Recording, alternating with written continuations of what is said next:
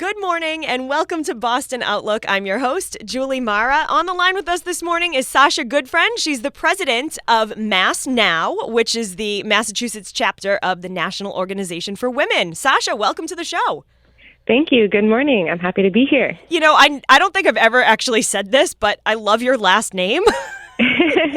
Thank you. I got it from my mom, in fact, and so I can thank her for that too. It's actually a perfect fit because I feel like, you probably are such a good friend to so many women, like here in Massachusetts. And I was thinking too, before we started talking, that I've been doing this show for a number of years and our listeners are probably like, she says this every single time.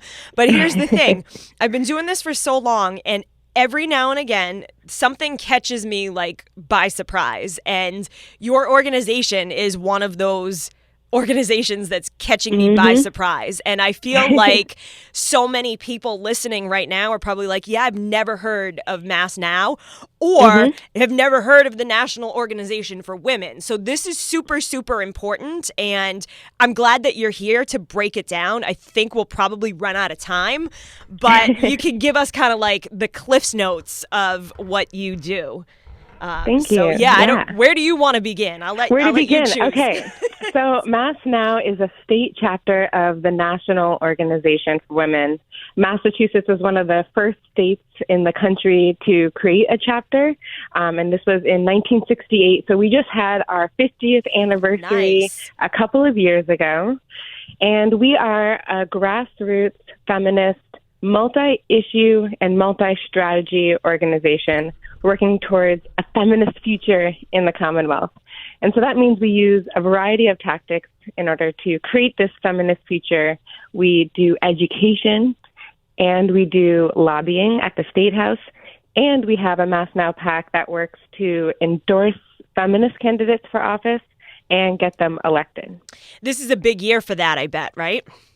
It is, of course. We have the presidential election coming up, obviously, in 2020, which everyone is talking about. But it's also the 100th anniversary of the 19th Amendment, which is a big deal for, I think, the women's movement in general. And it's going to be a great truth and reconciliation moment, I think, for us to think about how the women's movement hasn't been inclusive in its history or its history, and how we can center inclusion in our work now in 2020. Yeah, it's amazing to really think. I mean, once you said that, the initial thought for me was like, all right, like 100 years ago was actually like the lifetime of my grandmother. My grandmother actually like just passed away a couple years ago, and she almost made it to 99. But so she, I think, was born like in 1919. So like literally right at this crucial turning point. So there are women that I'm sure are still alive right now that were like in her shoes. Like maybe, like maybe even a little bit older if somebody's over 100, like the people are still like around at, over 100 sometimes. And so to think that like within the lifetime of one generation, like the progress that's been made, but also the fact that we're still talking about these things is like a whole other issue. That's so true. So Mass Now, right, is a multi-issue organization. And when we were founded in 1968, we were talking about reproductive justice. We were talking about equal pay. We were talking about sex education. And we are LGBTQ rights. We're still talking violence against women. We're still talking about all those same issues today. And the Equal Rights Amendment, which you might have heard was just ratified in Virginia. It was the 38th state. So the voting, the 19th Amendment, and then the ERA, these are all institutional changes that our country needs to make in order to have full participation of everyone, right? And so we are still chipping away at that, the women's movement, and Mass Now is here in Massachusetts as well.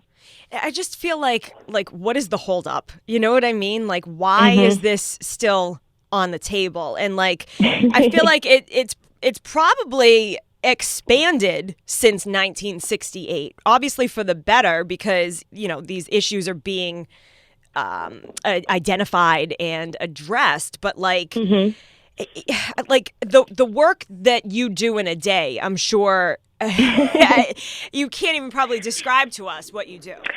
Well, it's fun because it's actually really relatable. I'm having conversations with people about their truth and their lives. So one of the cool things that we've done with Mass Now in honor of our 50th anniversary is we brought back consciousness raisings. So consciousness raisings are how the organization was literally founded. This was people, women, gender minorities coming together in their homes and talking about their lived experiences and then realizing they're not alone. They're not the only one who's not getting paid the same as their male counterparts at work. They're not the only one who's having difficult conversations around consent with their partners.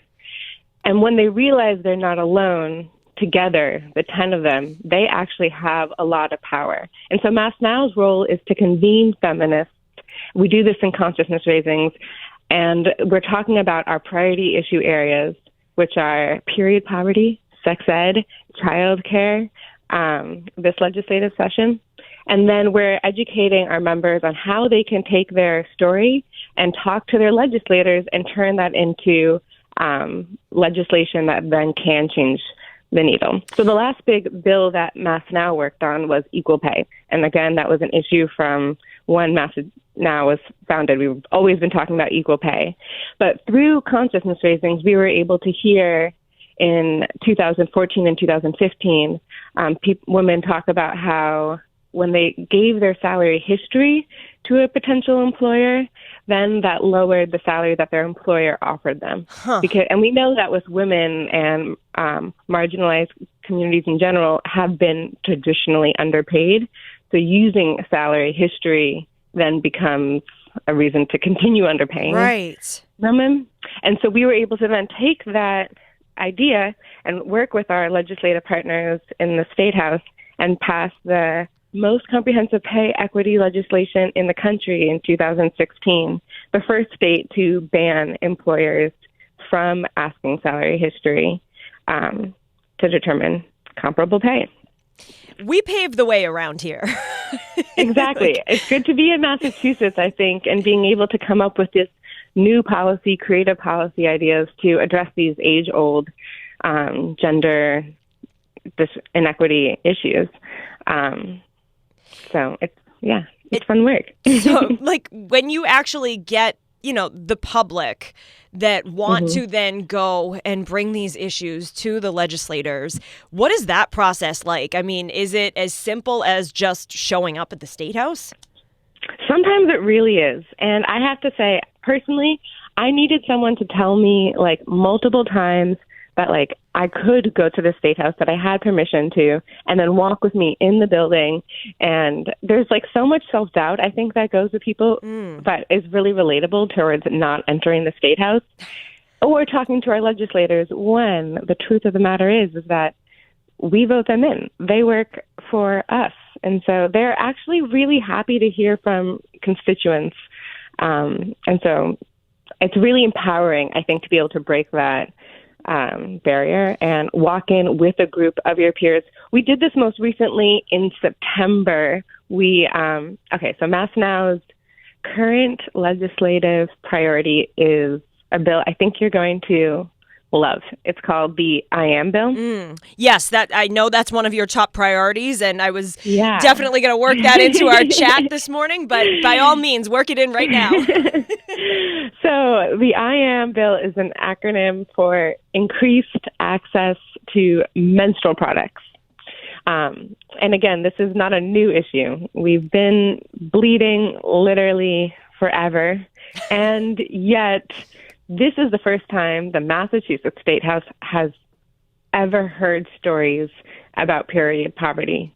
There's never been a bill about periods or menstruation or menstrual products. It's just never been talked about. I believe it, though. I do believe that this has never been brought up, because once I saw it, in the email back and forth, confirming our chat, I was like, wow, I guess I never thought of that either as a woman. It's almost just one of those things where it's you're on your own. If you're unprepared, you're on your own. I know. And it's so, the cultural expectation is so strong. The power of the taboo that so many people, have been menstruating and have been successfully keeping it completely invisible from the public sector. that is the power of like the patriarchy, right? In that silence. And so breaking that silence has been incredibly fun and exciting and powerful, I think, for so many people who have missed school because they don't have access to menstrual products, because they don't want to. So many people who've like bled through their clothes in class, on their chair. So many people who, had to use unhygienic substitutes like socks or like rolls of toilet paper. There's these stories are flowing out, so to speak. And we think that this bill might have a good chance of passing this session as well. So we're really excited to just keep collecting all these period stories. It's interesting, too, that I was thinking, obviously, we're talking two separate products here, but recently there was a push for sunscreen dispensers around the city.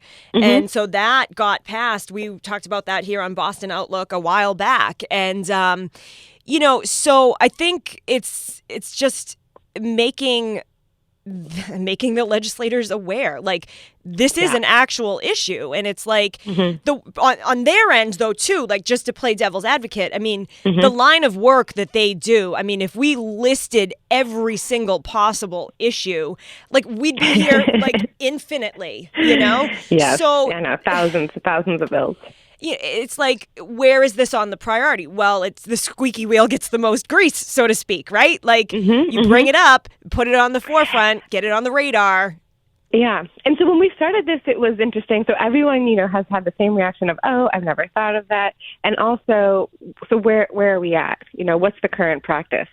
And actually, a lot of young people around Massachusetts, Cambridge was the first school system in the country, actually, to implement having period products in schools because they saw that it was related to school absenteeism. And got to give a huge shout out to Cambridge City Councilor Monica Bowman, who spearheaded this initiative with the students. And so we actually have examples of best practices here in Massachusetts.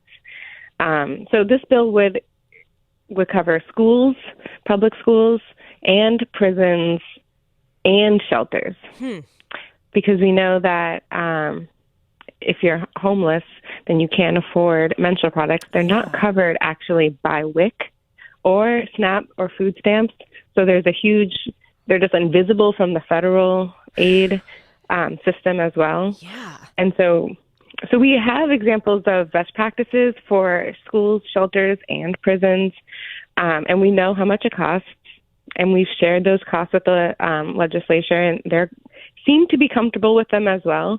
Because the fact of the matter is that non-menstruators, they go to the bathroom all the time, and they expect to have their daily needs met. They expect toilet paper and soap. And so menstruators should also have that accessibility. Also, too, I mean, isn't this a public health issue? I mean, you can't be out there just menstruating. True. We've heard from doctors actually who work in hospitals with a lot of, a huge variety of populations that see so many complications during birth because of improper menstrual product use for people just trying to use a singular product for way too much time. Interesting. Yeah, I mean, that's a scary thought, too, because it is a hygiene issue. It is a health issue. And it's an education, equity issue. Everything. Poverty issue. So now going back to Cambridge Public Schools, has the absentee rates declined since the implementation of the menstrual products?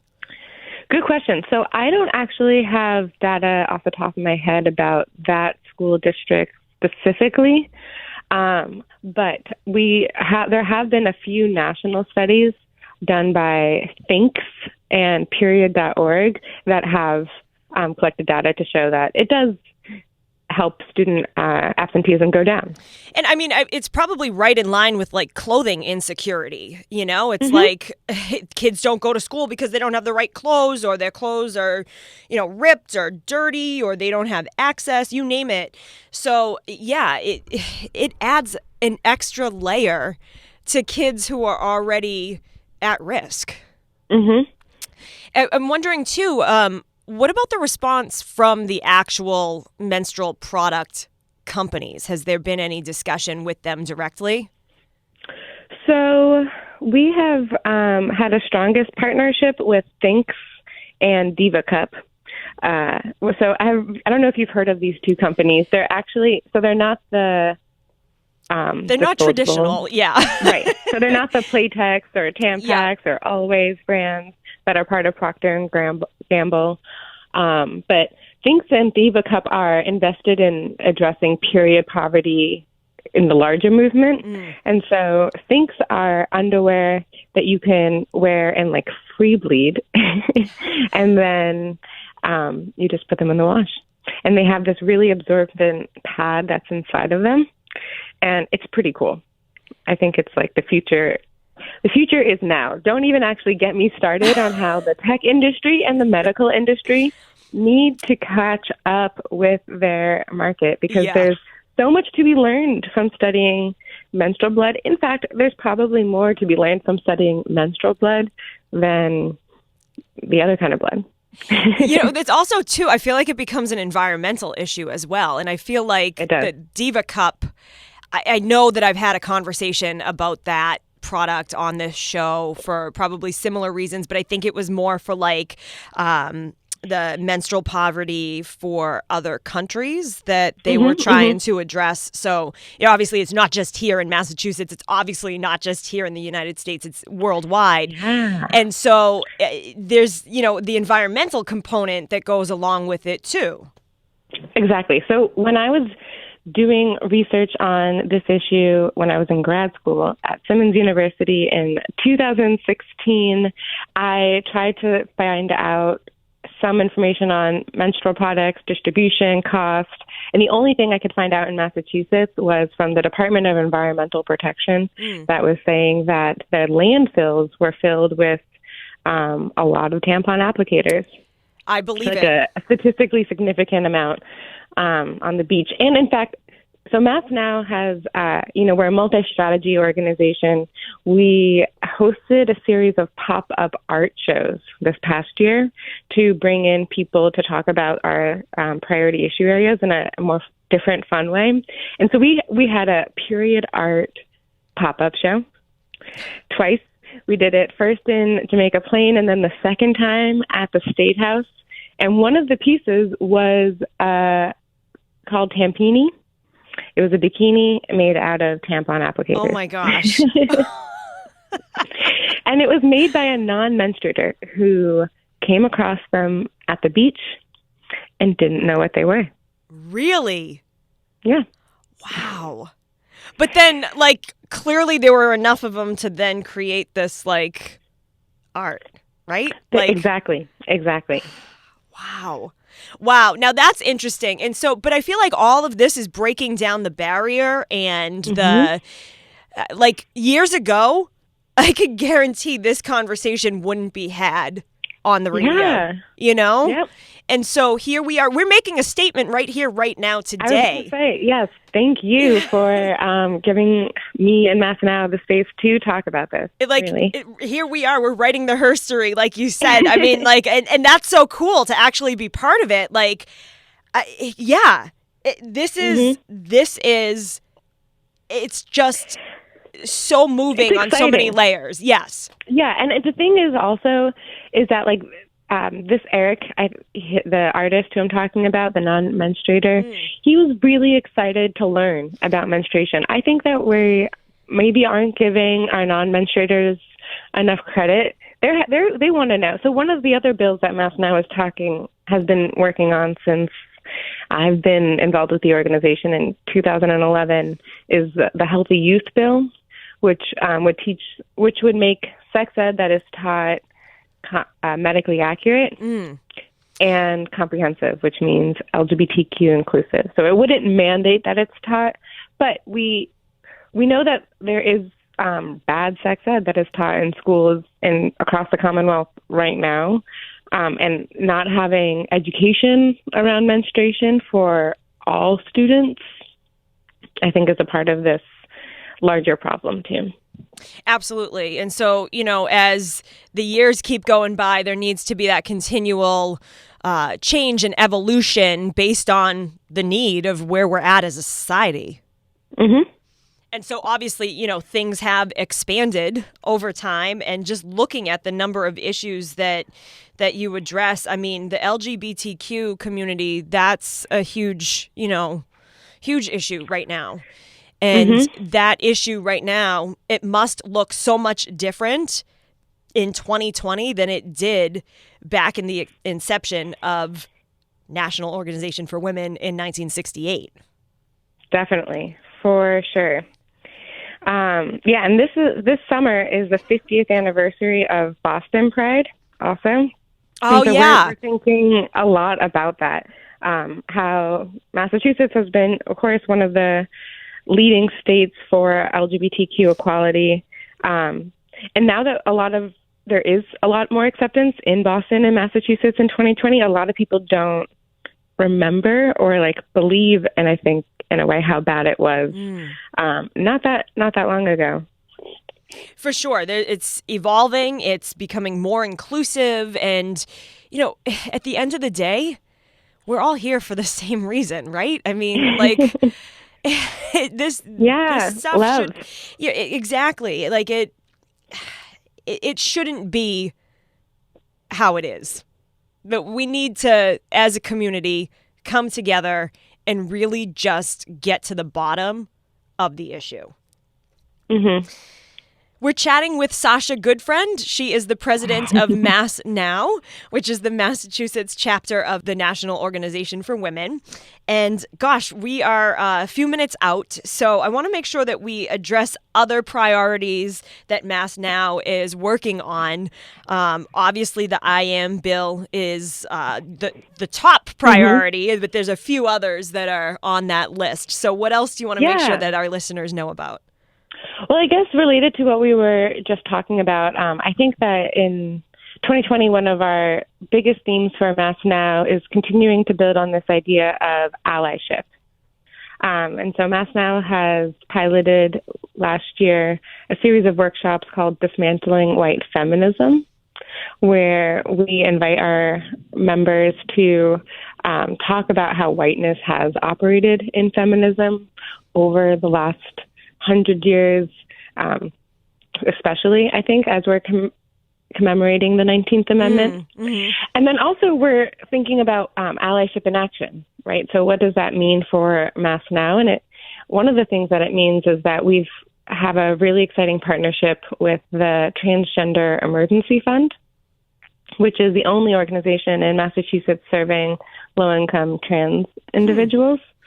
And so we partnered with them twice this past summer, and then this past fall, to put together a ball, which you might have heard about from that TV show Pose on Netflix. No, I haven't heard of it. But maybe our listeners have. Yeah, I think it's a great show, and it's a dance competition with judging based on costume and performance. And it's been really fun to be able to create this space. We had our last one in September with the Greater Boston Chamber of Commerce and at Hibernian Hall in Roxbury. And we filled Hibernian Hall and raised thousands of dollars for the Transgender Emergency Fund. And so there's lots of ways to get involved in the feminist revolution in Massachusetts with Mass Now. And we hope that folks are able to find a piece of themselves within Mass Now, whether that's attending one of the balls, whether that's attending a workshop or consciousness raising, or submitting testimony and going to our website to download a testimony toolkit for one of our, the I Am bill about period poverty, or the Healthy Youth bill about sex education, and looking forward. I'll just say that our next priority issue area after we successfully pass the IAM bill this session, I hope, is going to be childcare and looking at what does it take for Massachusetts to have a universal, affordable, and accessible childcare system, because we think that childcare is the next equal pay. It's the single biggest barrier to gender equity in the workplace. And so whether you're angry or fired up about any of those things, we hope that folks will go to massnow.org and click to become a member, because we are a member-full organization. We are sustained only by our memberships. We have around 6,000 members across the Commonwealth, and this year we're really hoping to grow more than ever before. We have a lot of folks here in Boston, but we also have chapters in Worcester and South Shore, and we just opened up our first new chapter in Lowell. And so wherever you are in Massachusetts, I was just in Pittsfield this week, New Bedford last week. We are statewide talking about all of these things. You know, it's funny that you just mentioned kind of those satellite locations. I feel like as we were talking, like my head was just focused on Boston and the State House, right? But then like, and then in my head, like the 413 area code is like so far away from like anything that I do on a regular basis that like in my head, Worcester is kind of like the cutoff. But like, as you were saying that, I'm like, oh, what about the work that's going on like out, you know, in the western part of the state? Like, what does that look like compared to the work that we're doing here in and around the city of Boston? I mean, obviously it's the same issues, but like exactly, like it's local. It's a lot more local. We're working with mayors and city councilors and school committee members in their local communities to figure out how to address period poverty, for example, in their local community, and then bring that to the state so that we can have a system that works for everyone. But I will say also this, it's amazing how universal so many of the stories are, too, across the state. Oh, I'm sure. Once you start, you know, kind of having those like small group gatherings that you were describing earlier where people just go to each other's houses. And also, too, I think that setting allows for people to let their guard down, so to speak. Like, it's not as intimidating to go into someone's house than it is to go to the State House. And that kind of goes back to what we were saying before. Like, there's that level of like, oh, am I supposed to go into the State House? Can I even go in? Like, who do I talk to? What does this look like? And they don't check IDs. Right. So, you know, I think you got to start small and then we want people to know their neighbors and to see that this can be a local, community initiative. I think a lot of times, you know, in college, people have these spaces a little bit more easily. There's like women's resource centers or your classroom to have these discussions. But then after college, there isn't really a convening organization a lot of the time to have feminist conversations. So that's, I think, the niche that Mass Now is trying to hold. Well, if nothing else came out of this half an hour for our listeners, at least the awareness is there that there is a Massachusetts chapter of the National Organization for Women. Right here. We've been chatting with the president of Mass Now, Sasha Goodfriend, and I feel like you are a friend here. I mean, that half hour went by super, super fast. Lots of information. I think we just scratched the surface. I mean, I have 2 pages of bullet points here that I didn't even touch because we just were so in tune to really your top priority, which is the I Am bill. More information on your website, massnow.org. And thank you so much for your time this morning. Great conversation, woman to woman. We are creating the herstory right here on Boston Outlook. What can I say? Thank you so much, Julie. It was really great to talk to you.